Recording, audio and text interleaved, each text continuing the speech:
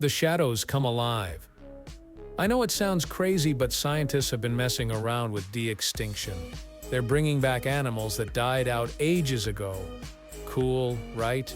Wrong. Some of these creatures were extinct for a good reason, and now they're loose again. In this video, we're going to look at a terrifying beast that should have stayed in the history books. Trust me, you won't believe what's lurking out there. The silent stalker of the skies. You might think you're safe once you're off the ground, but let me tell you, there's something up there that'll make you think twice about ever looking up again. I'm talking about a monster so big, it makes eagles look like hummingbirds, a creature that could snatch you up without you even hearing it coming.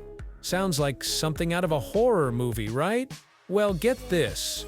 Some people swear they've seen these things in real life. I first heard about this from my cousin, who works as a park ranger in a remote area. He told me about these weird reports they'd been getting from hikers and campers.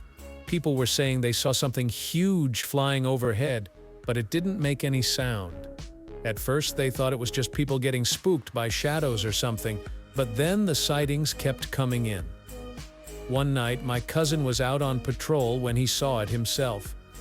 He said it was like a giant shadow passing over the moon. The wingspan was massive, easily as wide as a small plane. But here's the creepy part, it didn't make a sound. No flapping, no wind noise, nothing. Just this huge, silent shape gliding through the sky. When he told me about it, I couldn't believe it. But then I started looking into it, and turns out it's this prehistoric flying reptile that was supposed to have gone extinct millions of years ago. But from what people are saying, it might still be out there. Now I know what you're thinking. How could something that big stay hidden for so long? Well, think about it. These things could fly really high, way above where most people would spot them.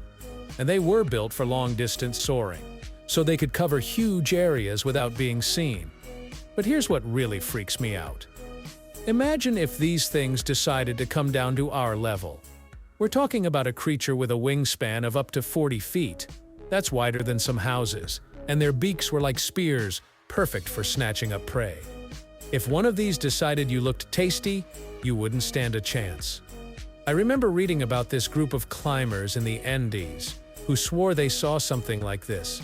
They were up really high, near the top of this remote peak, when they saw this huge shape soaring between the mountains. At first, they thought it was a small plane, but then they realized it was moving in a way no plane could.